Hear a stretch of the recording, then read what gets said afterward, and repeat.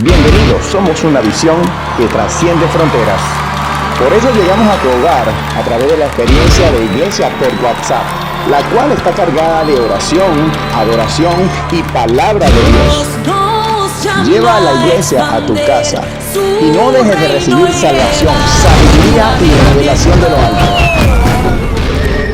Es más bello entre millares y millares.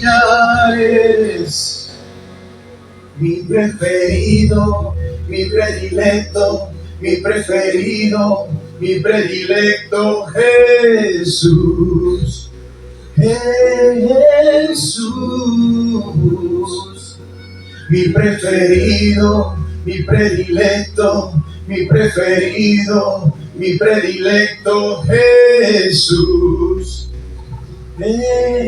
Jesús. Gracias, Padre. Gracias, Padre, te adoramos, Señor.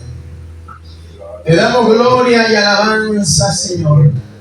Solo tú eres digno de ser exaltado, bendito Dios. Jesús.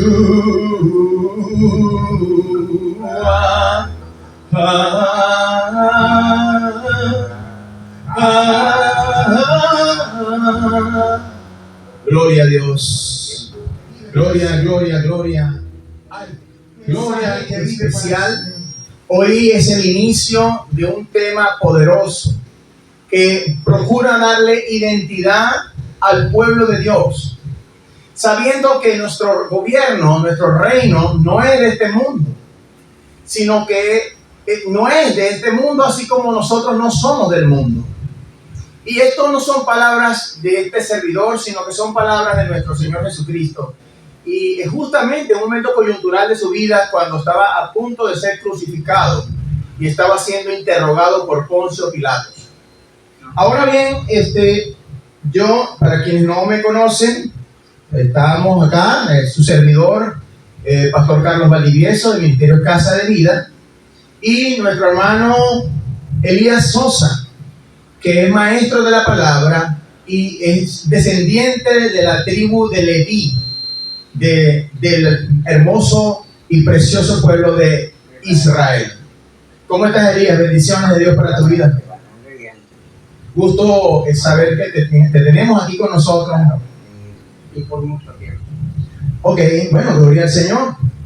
Entonces, Elías, hoy vamos a tocar un tema que es la introducción de un tema que hemos prometido a la iglesia de nuestro Señor Jesucristo por ministración del Espíritu Santo de Dios. Y es un tema que forma parte de una serie de enseñanzas. La serie completa se llama Gobierno Sempiterno. El tema 1, son 5 temas, y el tema 1 se va a compartir la semana que viene y se titula Gobierno Teocrático o Gobierno de Dios. El tema 2, el paraíso terrenal. El tema 3, los gobiernos de la tierra. Y el tema 5, en la tierra como en el cielo. Son 5. Los ejércitos del cielo es el 4. Y el 5, en la tierra como en el cielo. Como dice el Padre Nuestro, ¿no? Amén, amén. Así mismo es, en la tierra como en el cielo. Aquí en la tierra como allá en el cielo. Gloria al Señor. Bueno, entonces la enseñanza que vamos a compartir con la iglesia en el día de hoy es a modo de conversatorio, ¿sí? Vamos a conversar, vamos a dialogar. Dadas las circunstancias, que ha atravesado nuestro país, es muy importante que el pueblo de Dios, la iglesia de Jesucristo, tenga una ubicación certera. No pierda de vista el propósito que tenemos como iglesia. Que la iglesia no es una organización religiosa, sino un sistema de embajadas. No solamente eso, sino que la palabra eclesia es latín y significa orden. Iglesia es cada uno de nosotros. Tú eres tu iglesia. cuando dice que en la palabra que cuando tú dañas tu iglesia, tú te dañas a ti mismo. Aleluya. Dañas a ti mismo. ¿Por qué? Porque estás dañando tu cuerpo. ¿Por qué? Porque sencillamente cuando nosotros nos hacemos hijos de Dios al recibir a Cristo como nuestro Salvador en nuestro corazón, en nuestra mente, y lo confesamos con nuestra boca, sencillamente dentro de nosotros va a morar y debe morar el Espíritu Santo. Así ¿Por es. qué? Porque sencillamente nos convertimos en templo y morada del Espíritu Santo. Así mismo es. ¿Okay? Así es. Entonces, al ser nosotros templo, ¿a qué otra forma se le llama templo? ¿A una iglesia? No, Elías, y sabes que la palabra bien nos identifica que esta es la casa, esta es nuestra casa. Es la casa del Espíritu, de nuestro Espíritu. Pero cuando tú colocas en tu casa un altar, se vuelve iglesia. Obviamente que sí. Entonces cuando tú, amado hermano o amigo que me escuchas, tú tienes tu cuerpo, esa es tu casa, ahí habita tu espíritu. O lo que tú quieras que habite. Claro, porque somos un espíritu que tiene un alma y habita dentro de un cuerpo. Correcto. Y ese cuerpo es la casa. Obviamente que sí. Pero cuando tú en tu alma, dentro de ti, levantas un altar de adoración a Dios, se vuelve tu templo. Cierto. Ahora, cuando levantas un altar a otros ídolos, también se vuelve un templo, pero se vuelve más que templo, un castillo de Satanás. ¿Sí? Ahora, justamente, Elías, citábamos nosotros la palabra que está acá en Juan capítulo 18, verso 33 al 36. Y esta es la palabra rema con la que vamos a iniciar la enseñanza de hoy. Y vamos a leerla bajo la bendición del Padre, del Hijo y del Espíritu Santo. Amén. Dice así. Juan 18, verso 33 al 36. Sí, y dice, entonces Pilato volvió a entrar al pretorio y llamó a Jesús y le dijo, ¿eres tú rey de los judíos? Jesús le respondió, ¿dices tú esto por ti mismo o te lo han dicho otros de mí? Pilato le respondió, ¿soy yo acaso judío? Tu nación y los principales sacerdotes te han entregado a mí. ¿Qué has hecho? Respondió Jesús. Mi reino, escucha iglesia, mi reino no es de este mundo. Si mi reino fuera de este mundo, mis servidores pelearían para que yo no fuera entregado a los judíos, pero mi reino no es de aquí. Amén. Vamos a orar. Padre, en el nombre poderoso de Jesús, te damos las gracias, Padre, por esta palabra que nos está dando a nosotros tus hijos en este día. Señor, te pedimos que traigas a nosotros espíritu de sabiduría y de revelación en el conocimiento de ti. Abre los ojos de nuestro entendimiento para poder comprender las Escrituras. En el nombre poderoso de Jesús, te reconocemos como nuestro único Rey, como nuestro más alto dignatario, como nuestro único Señor y suficiente Salvador. Y te damos gracias por eso. Te damos adoración en el nombre poderoso de Cristo. Amén, Padre. Amén y amén. Gloria al Señor. Elías, tú como descendiente de israelitas, como miembro de la tribu de Leví, celoso, un pueblo de sacerdotes, este evento que estaba ocurriendo en Israel allá en Juan 18 era una situación política. Sí, eso era política. Era política y es lo que se viene dando en el mundo de hace mucho tiempo. ¿Okay? Situaciones políticas por varias causas. Han sido políticas por tierra, por agua, por fuego incluso, por comida y por también se me viene corriendo incluso en estos países latinoamericanos es el ansia de poder, mayormente. Lo último que ha pasado es guerras por ansia de poder. Aquí estamos hablando, iglesia, de una situación política en la que Jesús estaba involucrado. ¿Cierto? Él como lo declara aquí a Pilatos en Juan 18, su reino, su gobierno no es de este mundo, pero estaba trayendo una fuerte influencia sobre el territorio donde él estaba. Incluso el hecho de que lo traicionaran, primero era por la envidia de los mismos fariseos, pero también habían intereses entre parte de los discípulos que eran celotes. Eran hombres de armas y que pretendían empujar al Señor a una situación coyuntural en lo político para después crear un motín que justificara la rebelión del pueblo de Israel en contra del gobierno romano. Obviamente que es como más o menos lo que estaba pasando en el mundo y lo que está pasando ahorita en el mundo. Es lo mismo. Son provocaciones, claro, para desatar conflictos políticos que terminen justificando peleas territoriales. Exactamente. Claro, que caen en guerras civiles.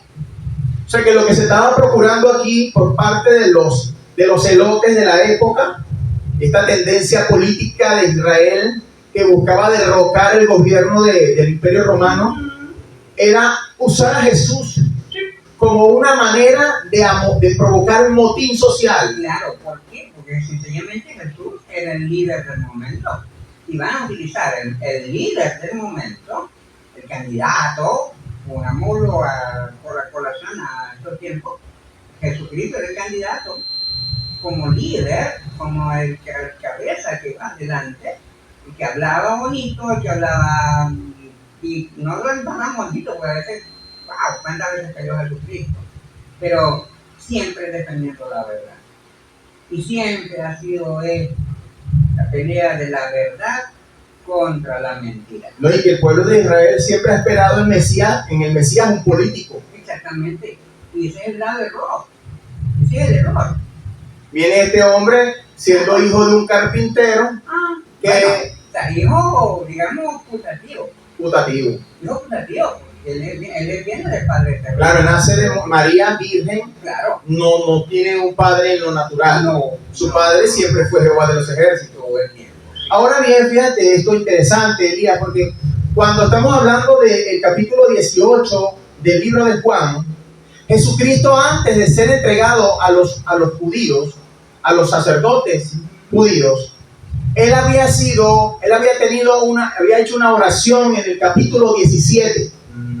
Él en el capítulo 17 le había orado al Padre y le había dicho: Padre, lo que me has dado ninguno se perdió, sino el hijo de perdición, para que se cumpliera lo que está escrito. Y le dijo: Padre, era Judas. Y dijo: Padre, que ellos sean uno en mí, así como tú y yo somos uno, perfectos en unidad. Que donde yo esté, ellos estén conmigo. Le dijo en el capítulo 17: Padre, tú en mí y yo en ellos, para que seamos perfectos en unidad. Entonces ahí el Señor está revelando su reino. Él está revelando que el reino de Dios no consiste en comida ni bebida, sino en justicia, paz y gozo en el Espíritu Santo. Diciéndole: ustedes guarden mi palabra y yo los guardaré en el día postrero. Entonces, estas cosas son misterios que el Señor Jesús compartió con sus discípulos un capítulo antes, en el capítulo 17, antes de perturbar la mente de Poncio Pilato, porque Pilato no hallaba qué hacer con Jesús. Claro, pero fíjate, hay algo, ¿no?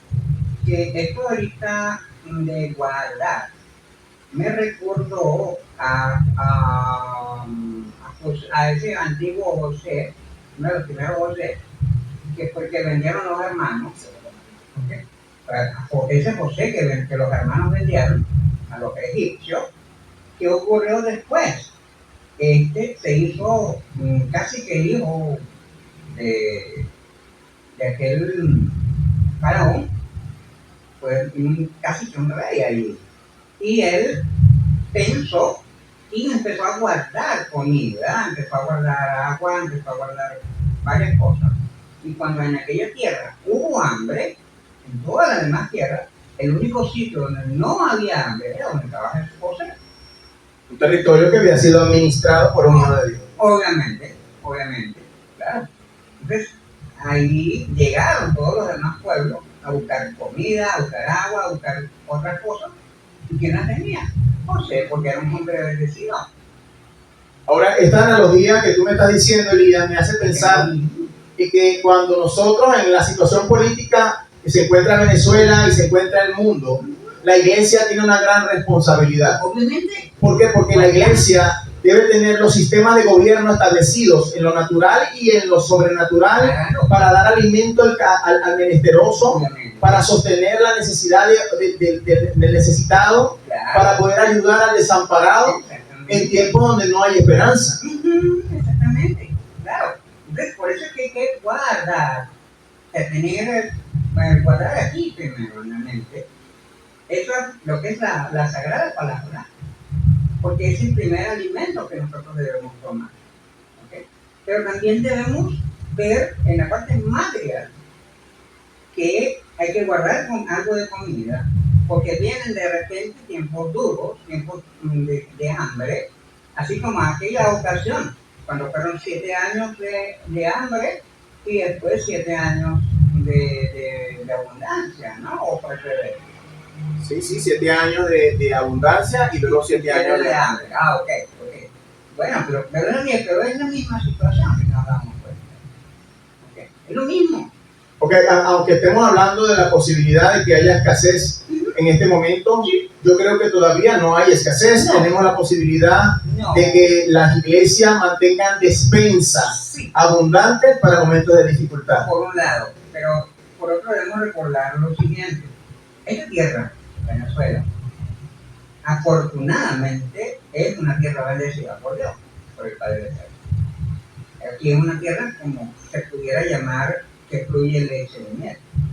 No, claro, aquí hay miel por las abejas, leche por las vacas, ahí es otra cuestión, pero aquí fluye leche de miel, aquí hay eso, y hay mucha riqueza, y esas riquezas son las que debemos cuidar.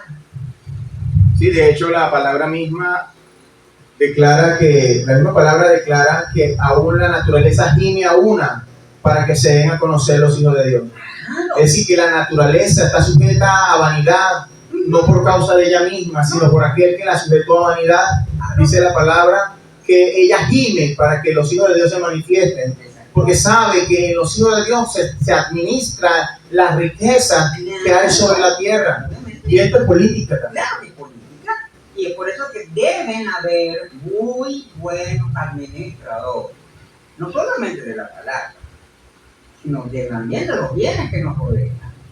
Debemos cuidarlos, mantenerlos, porque va a llegar el momento en que vamos a necesitar de esos recursos que tenemos aquí. Si no los cuidamos, lamentablemente no los vamos a tener, vamos a pasar hambre de trabajo, vamos a pasar necesidad. Sí, así es. Así es. Ahora, volviendo a un tema, un capítulo más adelante, hablamos de Juan, capítulo 17, donde Jesucristo mismo, en la oración que le hace al Padre, Él está hablando de su gobierno. Claro. Él está hablando del gobierno donde que yo recibo del Padre. Tú debes estar en mí. Debemos ser una sola persona. Debemos ser uno. Un solo pueblo, un mismo sentir. Y dice la misma palabra que esa seguridad, esa administración de autoridad que tiene el Señor Jesucristo, fue lo que intimidó a Pilatos en el capítulo 18. Lo intimidó porque él hablaba como quien tiene autoridad. Y en el capítulo 19, mira lo que ocurre. Quiero compartir esta lectura que está en Juan 19 del 1 al 12. Mira esto, dice: así que entonces tomó Pilato a Jesús y lo azotó. Y los soldados entretejieron una corona de espinas y la pusieron sobre su cabeza.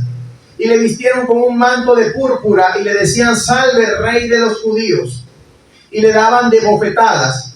Entonces Pilato salió otra vez y le dijo: mirad, os lo traigo afuera para que entendáis que ningún delito hallo en él.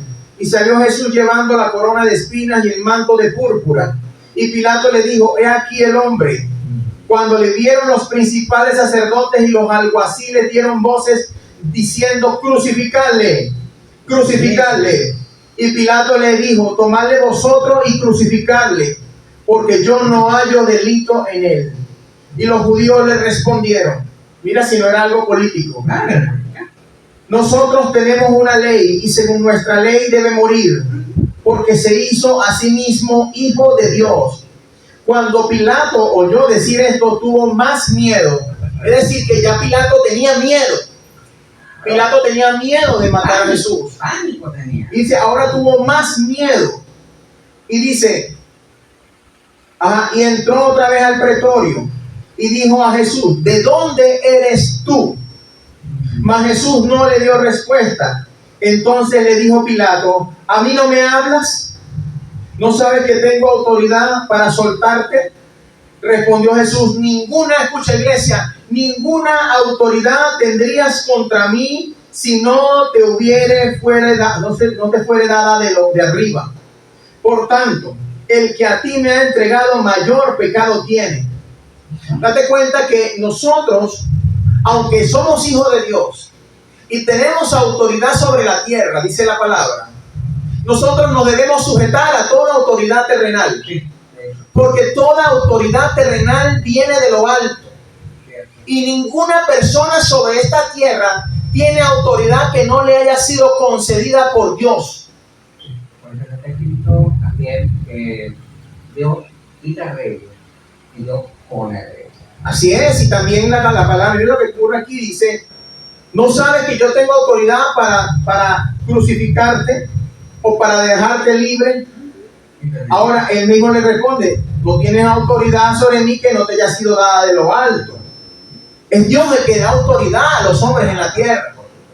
Pero dentro de todo, Él tiene un plan perfecto para disponer los corazones o para endurecer los corazones. Bueno, endureció el corazón de Faraón y su guerrero. Y tenía que endurecer el corazón de Faraón para que su nombre se fuera dado a conocer en Egipto.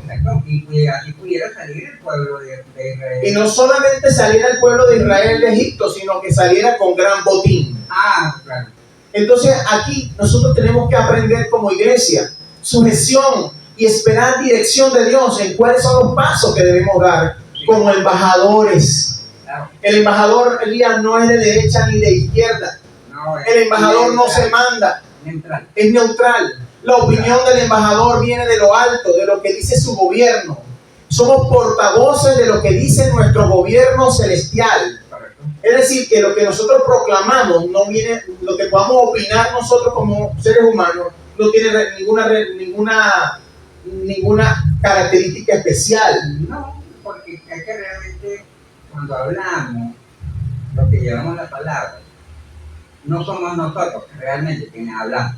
Así es. Porque es el Espíritu Santo, el Ruach HaKodesh, como se dice en hebreo, el que nos da la palabra, el que habla a través de nosotros, el que nos usa, nos utiliza como Él quiere, donde Él quiere, y cuando Él quiere, porque somos de Él. Entonces, obviamente, ahí tenemos, nosotros cuando hablamos, sabemos lo que hablamos, porque no es dado de igual. Y de hecho, eso es lo que hace que la gente se intimide. Claro, porque lo que tú estás hablando no viene de ti, viene del más alto gobierno del cielo. ¿Sí? Viene del gobierno celestial. Entonces, ¿qué pasa con esto? A un Pilato, dice la palabra acá, que cuando él escuchó esto, dice desde entonces procuraba Pilato soltarle, pero los judíos daban voces diciendo: si a este suelta, no eres amigo de César. Todo el que se hace rey a César se opone. Entonces, eso de oponerse al César viene siendo la manipulación para que en medio de los hombres traten de hacer lo contrario a la voluntad de Dios. Sí, y eso, fíjate, eso me recuerda a aquella otra conversación que tuvo Cristo con el pueblo y los apóstoles cuando les pidió aquella moneda. ¿Ok? ¿Te acuerdas? Sí. Ok, esa moneda, ¿de quién tenía la cara? Del César. ¿Ves? ¿Qué les dijo el mismísimo Jesucristo? Dan al César lo que es del César y a Dios lo que es de Dios. No, y lo más interesante, hermano Elías, es que él no pidió cualquier moneda. No. Él dijo: pasame la moneda del tributo. La del tributo, correcto. O sea, ¿qué quiere decir eso? Que era moneda, o sea, la moneda del tributo, cuando él pidió la moneda del tributo, ya estaba pidiendo la moneda específica que iba para pagársele a César. Él no estaba pidiendo las monedas que se colocaban en el altar de las ofrendas. Él estaba pidiendo la moneda que era para el pago de impuestos. Cuando alguien le diera la moneda a Jesús, él iba a decir, denle a César lo que es del César. Porque esa moneda era de César. Y a Dios lo que es de Dios. Claro, ahí lo talló de una. Entonces todos estos eventos que nosotros podamos ver en la palabra guardan relación con situaciones de alta tensión política en los tiempos de Jesús y que han prevalecido porque a pesar de que han cambiado los personajes, la historia se ha repetido una y otra vez y siempre se ha procurado, o el hombre ha procurado, tomar el lugar de Dios haciéndose poderoso y haciéndose ídolos de sí mismo. Sí, pudiéramos mencionar uno de esos grandes ídolos políticos, multiasesinos, como fue Gustavo Adolfo Hitler. Casi se fuera del mundo. Parece que Dios nos lo dejó. Claro, ahora nosotros tenemos que entender el panorama profético que está viviendo nuestra nación y el panorama profético que está viviendo el mundo. Y hubo una palabra que debemos resaltar en este conversatorio, en este diálogo, que está en el capítulo 1 de Daniel, capítulo 2 de Daniel, capítulo 3 y capítulo 4. No lo vamos a leer porque son capítulos que si lo leemos se extiende mucho este diálogo. Y lo que queremos no es extendernos, sino que el pueblo de Dios tenga herramientas para poder discernir por la palabra los tiempos proféticos en que está viviendo nuestra nación. Y para eso yo quiero que ustedes revisen estos 4 capítulos de la palabra. Daniel capítulo 1, Daniel capítulo 2, Daniel capítulo 3 y Daniel capítulo 4. Ahora, mencionando los acontecimientos de estos 4 capítulos de Daniel, nosotros podemos entender que estamos ante una situación espiritual en lo que lo político está de por medio. Hay una situación espiritual en nuestra nación y nosotros como iglesia, como cuerpo de Cristo, tenemos que poder saber distinguir para identificarnos con lo que debemos y lo que no debemos hacer. Claro. Si nos vamos al capítulo 1 de Daniel, aquí estamos viendo que el gobierno o el imperio de Nabucodonosor, el imperio del rey de Babilonia, sitia a la tierra de Judá y a Joacim, que era el rey de la época. Cuando hablamos de que Nabucodonosor sitia o invade el pueblo de Joacim en Judá, Jerusalén, y toda la tierra de Jerusalén, resulta que no invaden estos territorios con la finalidad de ayudar al pueblo de Jerusalén, con la finalidad de ayudar al pueblo de Israel.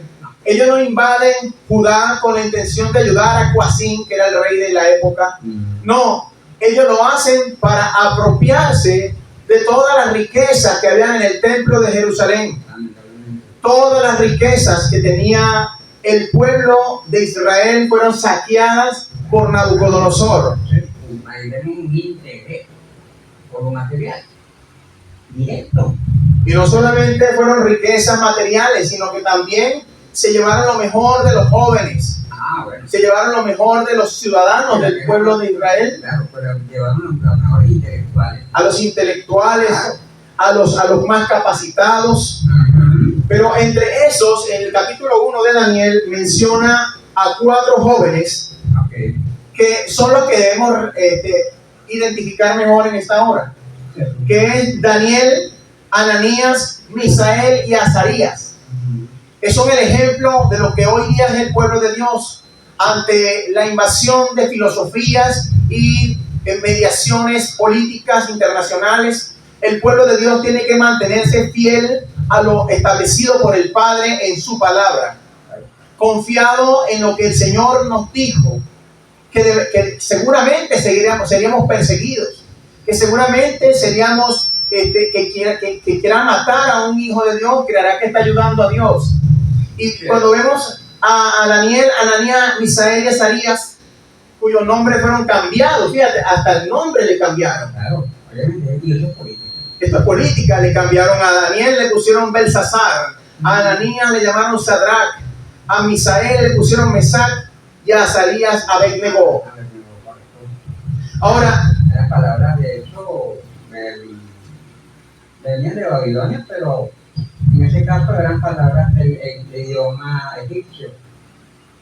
Ahora, acá en el capítulo 1 del libro de Daniel, vemos como no solamente le cambian el nombre, los del imperio de Babilonia, sino que también busca cambiarle su forma de pensar y su forma y sus costumbres.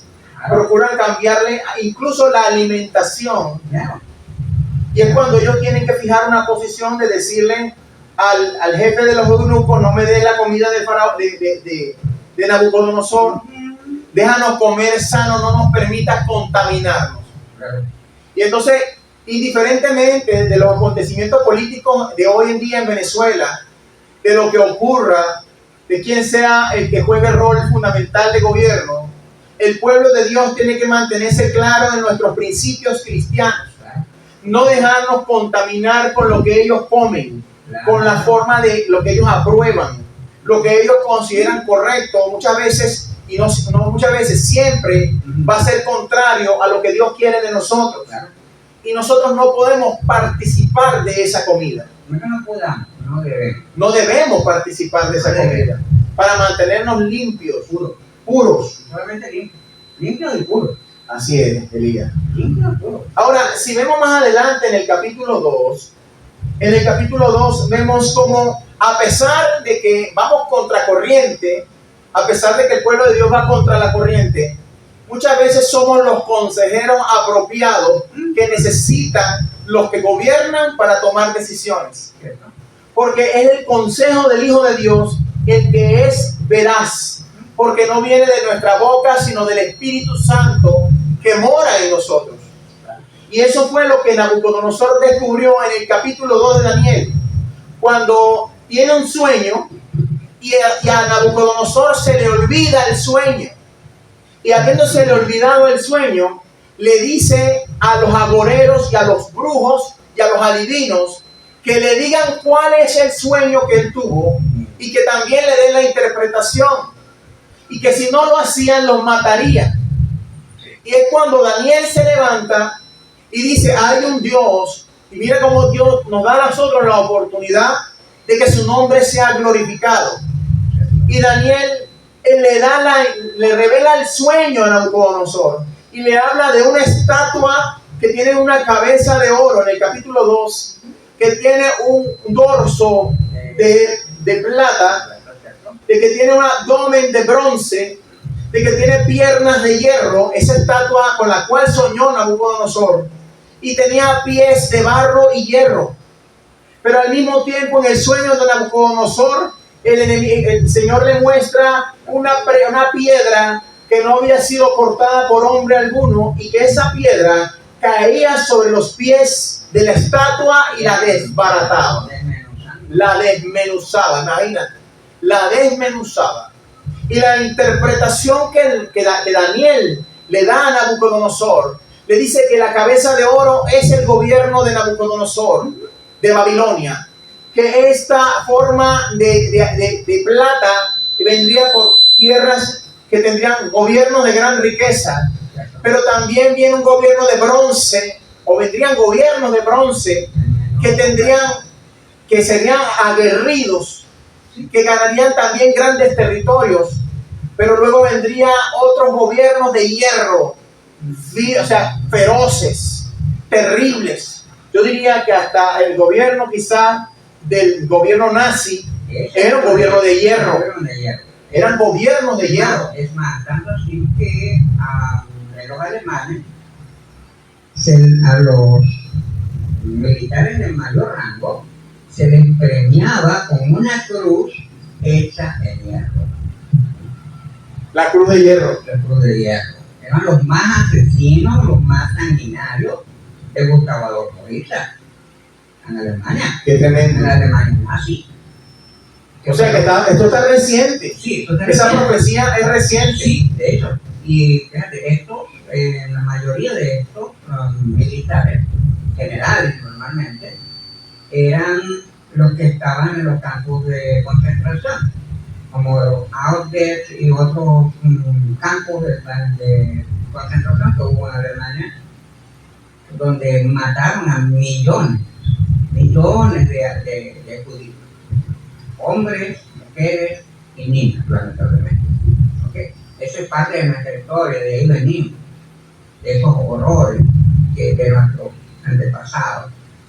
Y pues llevamos esa línea mala, en cierta manera, de esos recuerdos, ¿no?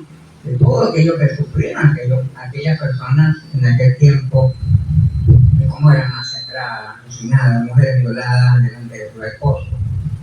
Horrible. Lo terrible también es que entonces estamos viviendo los tiempos de los pies de hierro y barro cocido. Sí. Te invito a que te leas Daniel. Definitivamente Daniel 2 te va a ampliar este conocimiento, porque nos habla de que esos gobiernos que tendrían, que reflejan el sueño de Nabucodonosor, cuyos pies eran de barro cocido y eran de hierro, era una mezcla de dureza pero a la vez de fragilidad. Sí. Y que esa fragilidad viene quizá un poco de los gobiernos democráticos, sí, de estos tiempos. Claro, porque si vemos en los pies, son 10 dedos. 10 dedos, cada dedo es un gobierno, con 10 gobiernos. Pero que se estaban dividiendo, o sea, 10 gobiernos que se van a dividir, como tal. Así como son 2 pies, 5 para allá, 5 para acá, ¿okay? Y también entre los mismos dedos hay separación, y lo vemos en nuestros pies. Entonces, esos 10 gobiernos, que son los últimos del paso, que están aquí en la actualidad, que se están desbaratando. Ahora, la piedra que no es cortada por mano de hombre es Jesucristo. La piedra es un gobierno que viene del cielo, por eso que refleja una piedra que viene del cielo, viene no cortada por mano de hombre, que golpea la estatua de Nabucodonosor en los pies y se desmenuza toda la estatua. Es decir, que Jesucristo ha venido a golpear a los gobiernos de la tierra y a establecer un gobierno sempiterno. Por eso el tema de este día y la enseñanza de esta serie de enseñanza que vamos a compartir. Claro, mira, es más, en 1 Tesalonicenses, creo que el capítulo 3, mi memoria no está allá, habla de que el mismo Jesucristo nos indica que Él no ha venido a traer paz, sino disensión. A poner al hijo contra el padre, a la hija contra la madre, a la nuera contra la suegra, a la suegra contra el suegro, y un desastre. Pero es lo que viene Jesucristo, porque en este caso, ahora, cuando venga, y esperemos que sea pronto, no va a ser ya como vino en la primera ocasión, Jesucristo. En aquella vino a predicar, vino a salvar, a sanar. Sí. Muy chévere, pero es buen comienzo. Pero ahora, lamentablemente, para los que hacen lo malo. Obviamente, lamentablemente para los que hacen lo malo. Jesucristo viene ahora con huestes celestiales a destruir, desmenuzar los gobiernos de la tierra. Claro, obviamente, a eso es lo que viene ahora. Viene con la hoja en la mano, la espada que sale de su boca, que es la palabra, a desbaratar a todos estos gobiernos malos que vienen hoy, que están. Gloria a Dios por eso, bien. Y bueno, fíjense cómo son las cosas, que aunque Daniel le dio la interpretación del sueño a Nabucodonosor en el capítulo 3. En el capítulo 2 le da la revelación del sueño. En el capítulo 3, el rey Nabucodonosor se hace una estatua de oro.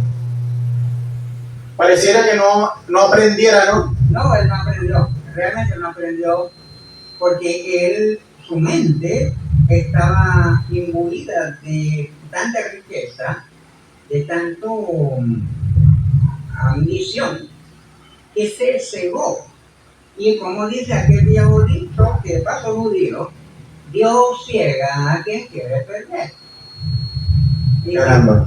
Sí.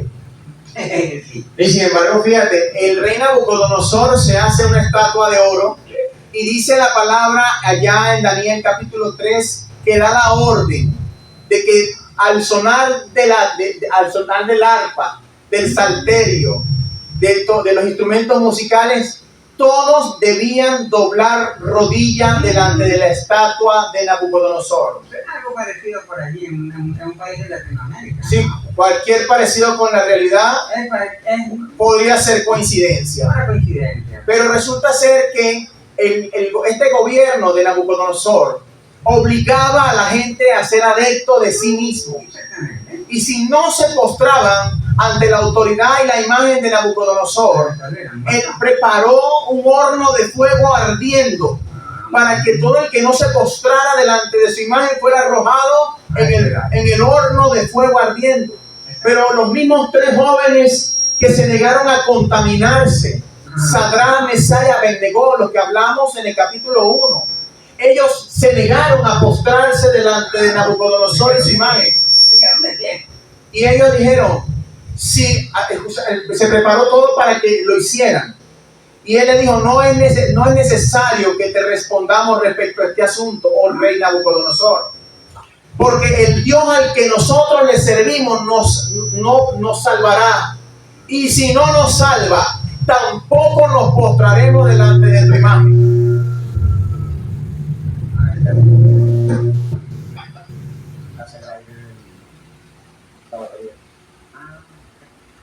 Tampoco nos postraremos delante de su imagen. Aleluya. Entonces nosotros debemos comprender, nosotros debemos entender que esto que ocurrió en Daniel capítulo 3 es cíclico, es repetitivo. Los gobiernos de la tierra nacen y se corrompen.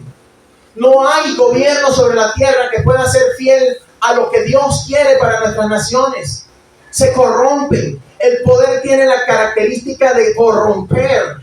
Y ahora toca a nosotros los hijos de Dios dar testimonio de que el que gobierna sobre la tierra es Dios.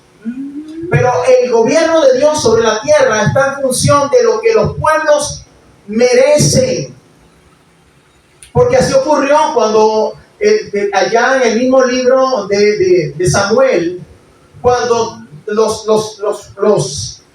sumos sacerdotes, los ancianos de Israel se acercaron a Samuel y le dijeron, danos un rey como las demás naciones.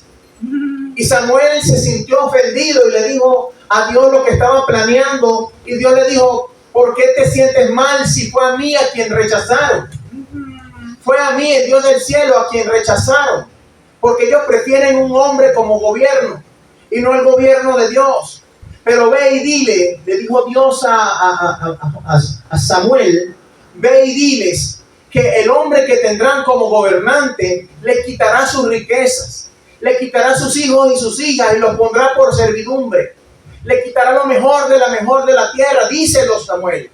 Y cuando Samuel fue a los ancianos de Israel y les dijo lo que Jehová había dicho, ¿saben qué dijeron ellos? No nos importa, queremos un rey como todas las naciones.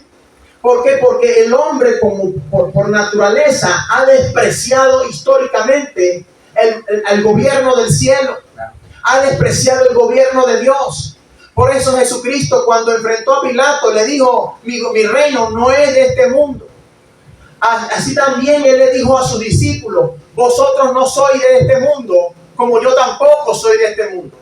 Nuestra nacionalidad está en los cielos. Los hijos de Dios somos embajadores de Dios en la tierra. Estamos puestos para decir lo que nuestro rey manda decir. Nuestra opinión no tiene ningún valor, sino la opinión del rey del cielo. Aleluya. Ahora bien, el rey Nabucodonosor levanta esta estatua. Y resulta que cuando tocan el salterio, el arpa y los instrumentos de música, Sadrach, Mesach y Abednego se negaron a postrarse y fueron amarrados en 1000 formas. Y la ira de Nabucodonosor llegó al punto de que aumentaron el calor del horno 7 veces. Y agarraron a los más fuertes soldados, que cuando arrojaron a Sadrach, Mesach y Abednego en el horno de fuego ardiendo, los soldados se quemaron. Se quemaron arriba. Mira, imagínate ahora qué ocurrió. Cuando ellos caen en el horno de fuego ardiendo, Nabucodonosor se acerca y observa no a 3 personas, sino a 4 personas. Entre las 4, a uno que tenía parecido como hijo de los dioses. Entendemos hoy que era el mismo Jesucristo, era el mismo Cristo que estaba con Sadrach, Mesach y Abednego allí en el horno de fuego ardiendo. Entonces le mandó a salir, le dijo: Sadrach, Mesach y Abednego, salid. Y ellos salieron, pero los amarres y las ataduras habían sido rotas. Ahora, escúchame, iglesia, de la fidelidad con que tú te comportes ante las situaciones que pasan en el mundo. Déjame decirte que las amenazas del mundo, las amenazas de los gobernantes de la tierra, no te van a afectar. Lo único que va a romper son tus ataduras. Pero al igual que Sadrach, Mesach y Abednego, tienes que evitar contaminarte con lo que Él te ofrece, con lo que Nabucodonosor y los gobiernos de la tierra te ofrecen. Tienes que procurar fidelidad y pureza y ser limpio delante de los ojos de Dios. Entonces los amarres serán quemados. En el intento de que tú seas destruido, son las ataduras las que se van a romper. Ahora, esto tan importante, porque es como que un acontecimiento tras otro. Fíjate tú, vamos a repasar. Daniel capítulo 1, se sitia el reino de Judá, saquean todos los bienes de Israel y llevan cautivos a Daniel, Sadrach, Mesach y Abednego. Luego Daniel interpreta los sueños de Nabucodonosor, demostrando quién gobierna el mundo de espiritual y terrenal. Ahora resulta que viene el hombre, a pesar de tener el sueño interpretado, viene y se hace una estatua de oro en su terquedad, en su necedad de mantenerse él endiosado como un hombre poderoso, creyéndose a sí mismo Dios, creyéndose que nada lo puede vencer, porque esta característica, tiene el poder que envilece. Ahora, ¿qué ocurre en el capítulo 4, Elías? En el capítulo 4, mi amado, ahora habla el rey Nabucodonosor. Y Nabucodonosor es el que da testimonio en el capítulo 4 de Daniel. Es Nabucodonosor mismo el que da su testimonio en el capítulo 4. Y mira lo importante que dice el capítulo 4 de la boca de Nabucodonosor. Dice: conviene que yo declare las señales y milagros que el Dios Altísimo ha hecho conmigo. Cuán grandes son sus señales y cuán potentes sus maravillas. Su reino sempiterno para siempre, y su señorío de generación en generación. Esto lo está diciendo nada más y nada menos que el rey Nabucodonosor, el mismo que hizo la estatua de oro y que mandó a meter allí a Sadrach, Mesach y Abednego. Pero para que él pudiese dar este testimonio, ¿sabes qué ocurrió? Dios puso en él un sueño. Y en ese sueño te invito a leer capítulo 4 completo. Vas a ver cómo se hace un árbol y debajo de ese árbol se alimentan todas las bestias de la tierra y todos los animales del campo, y todas las naciones comen del fruto de este árbol. Pero que a la vez este árbol es derribado. Y venía para él una palabra profética de Dios diciéndole: ahora tú serás un animal. Vino entonces a Nabucodonosor, para poder dar este testimonio, él tuvo que ser humillado. Fue enloquecido, el poder lo enloqueció. Al igual que pasó con Saúl, el poder lo enloqueció. Y no solamente con estos hombres, sino que con altos dignatarios y gobernantes del mundo, el poder los ha enloquecido. Hitler estaba loco, estaba enloquecido. Grande. Napoleón Bonaparte fue enloquecido por el poder. Nabucodonosor fue enloquecido por el poder, pero después que pasaran los tiempos, dice la misma palabra profética que él recibió, que él volvería a tener coherencia. Pero ¿sabe para qué? Porque Dios a él lo iba a usar poderosamente, lo iba a volver a poner en el poder. pero esta vez con un corazón diferente. Este hombre empezó a dar testimonio de las grandes cosas que Dios había hecho con él. Así que, iglesia, no te desesperes. Tú no eres ni de derecha ni de izquierda. Sigue el ejemplo de Jesucristo cuando lo interrogó el mismo Poncio Pilatos. No temas las amenazas del mundo, las acechanzas de Nabucodonosor y de los reinos de la tierra. Podrán amenazarte de mil maneras y podrán tratar de cohibirte, podrán tratar de amedrentarte, pero tu posición tiene que ser centro Cristo. Tu posición tiene que ser la posición de un embajador en esta tierra para proclamar que el cielo es el que gobierna. Mira lo que dijo acá para cerrar, para ir cerrando este diálogo. En el capítulo 4 dice, aleluya, dice el mismo capítulo 4, aleluya Señor, versículo 17, dice, la sentencia, escúchame porque lo está hablando un alto gobernante de la historia como fue Nabucodonosor. Mira las palabras de Nabucodonosor. Mira cómo él termina concluyendo que todas estas cosas tienen un origen espiritual. La Biblia dice que todo lo que se ve viene de lo que no se veía. Y esto lo reconoce Nabucodonosor en el versículo 17 del capítulo 4, que declara: la sentencia es por decreto de los vigilantes y por dicho de los santos la resolución, para que conozcan los vivientes que el Altísimo gobierna el reino de los hombres, y que a quien Él quiere lo da, y constituye sobre él al más bajo de los hombres. Aleluya, mire esto, amado. Los vigilantes son los ángeles caídos, las huestes que provocan desastres y derrumban gobiernos y establecen gobiernos en lo natural. Ellos son los que dice la palabra acá, que establecen los decretos. Ellos son los que establecen los decretos, tomando forma en los hombres que gobiernan. Es decir, que cada gobernante de la tierra tiene vigilantes, tiene espíritus inmundos, tiene principados que son los que lo tienen como marionetas, haciendo lo que ellos quieran, aprovechándose de la codicia, de la avaricia, de las ansias de poder.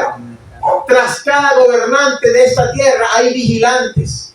Pero mira lo que dice el mismo rey Nabucodonosor, que si bien los decretos los dan los vigilantes, nosotros, los hijos de Dios, los santos, tenemos en nuestra boca la resolución.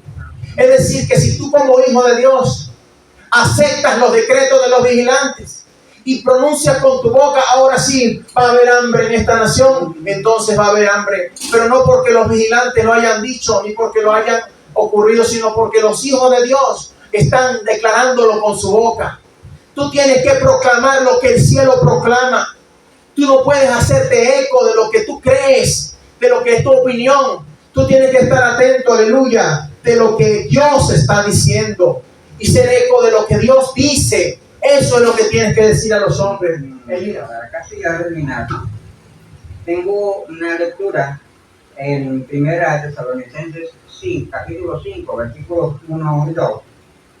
Pablo de acá responde con algunas palabras llenas de firmeza, que nos indica: pero acerca de los tiempos y de las ocasiones, no tenéis necesidad, hermano, de que yo os escriba. Pablo les indicó con esto que esto sucedería cuando Cristo regresara, porque el Señor mismo, con voz de mando, con voz de arcángel y con trompeta de Dios, descenderá del cielo. Los muertos en Cristo resucitarán primero. Luego nosotros, los que vivimos, los que hayamos quedado, seremos arrebatados juntamente con ellos en las nubes para recibir al Señor en el aire. Y así estaremos siempre con el Señor. Por tanto, alentaos los unos a los otros con estas palabras. Entonces se encuentra en 1 Tesalonicenses 4, 16 al 18. Aleluya. Comiendo con esta área. La exhortación de Pablo hacia ellos tenía el propósito de motivarlos. En esencia, él les dijo, no hay necesidad de que ustedes atemorizen acerca de las cosas que vendrán a preocuparles. No tengas miedo, iglesia. Señales temerosas y calamidades. No tengas miedo, iglesia. Ustedes saben de lo que se trata. Son las señales acerca de la venida de nuestro Señor Jesucristo. Cristo viene, iglesia. Gracias a tu pueblo. Tengan en cuenta esto. No le teman a lo que está pasando en el mundo. No tengas miedo. Alégrense más bien. No tengas miedo, iglesia. Es el anuncio de la llegada de nuestro gran Señor. Nuestro gran Rey viene. Gloria sea siempre para Él. Aleluya, aleluya. Siempre. Adora la iglesia, adórale. Yeshua viene. Yeshua viene. Pronto. Yeshua viene. Prepárense. Aleluya, aleluya, aleluya. Él está. Las señales se están cumpliendo. Traen con un pie en la puerta. Mi amado es el más bello entre millares y millares. Mi amado es el más bello entre millares y millares. Mi amado es el más bello entre millares y millares. Mi amado es el más bello entre millares y millares. A ver, mi preferido. Mi preferido, mi predilecto, mi preferido, mi predilecto, Jesús. Jesús. No somos ni de izquierda ni de derecha. No, iglesia, somos de Cristo. Somos de Cristo. Cielo y tierra pasarán, pero su palabra no pasará. Ya lo decían los griegos en una frase que quedó escrita. Dicen ellos, Aleluya. Eidoteo, Aleluya. Aleluya. esto en griego indica, traducido al castellano, sabemos que Dios es el camino. Tú eres el camino, ¿Y Señor. quién es el que dijo, el único que ha dicho que Él es el camino, la verdad y la vida, y que nadie va al Padre sino por Él? Jesús. El único. Aleluya. Ya, por lo tanto, ya los griegos Aleluya. reconocían a Jesucristo como Dios y Salvador. Aleluya. Consumado es. Consumado es. Gloria a ti, Padre. Sí, repito la frase. Eidoteo Theotokos. Sabemos que Dios es el camino. Aleluya. No te pierdas la serie. Nos quedan 5 enseñanzas. Gobierno sempiterno. Bendiciones de Dios para tu vida en el nombre de Jesús. Maestro, siempre el Padre les bendiga y les guarde. Que tenga siempre misericordia de ustedes. Alce sobre ustedes su mano y les dé la gran paz. Esta paz grande que necesita el mundo. No solamente de Venezuela, el mundo. Porque el mundo necesita paz. Aleluya, aleluya. Pero así como les digo, sí, el mundo necesita paz. Pero acuérdense de algo, que cuando en el mundo empiece a hablar de paz, es cuando debemos estar más preparados, porque es cuando viene la llegada de Jesucristo. Prepárense. Estamos muy cerca de recibir a Cristo en la nube. Oren, velen, estén pendientes. Tengan siempre a mano la palabra de la Biblia. Consúltenla.